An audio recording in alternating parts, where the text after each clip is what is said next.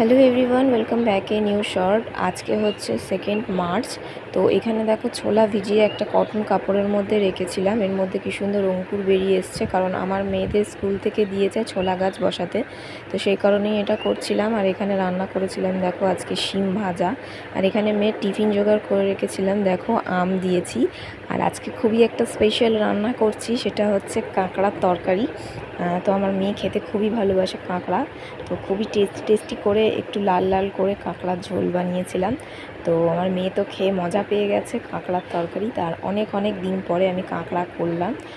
খুবই অল্প করেও করেছি, কারণ এখন হচ্ছে গরম পড়ে গেছে। আর তারপর আমার বর বলছিল যে লুচি খাবে, তো তারপর ওর জন্য আবার ময়দা টয়দা মেখে লুচি করেছিলাম।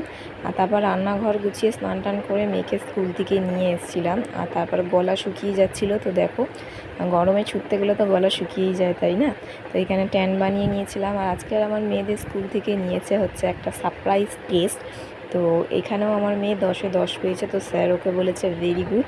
তো খুব খুশি হয়ে গেছিলো। এবার বিকালে গিয়ে নিয়েছিলাম দেখো রং আর থার্মোকলের প্লেট, কারণ আমার মেয়েদের স্কুলে একরকম হাতের কাজ শেখাবে, তো দরকার। তো চলো আজকের মতো শর্টটা এখানেই, টাটা।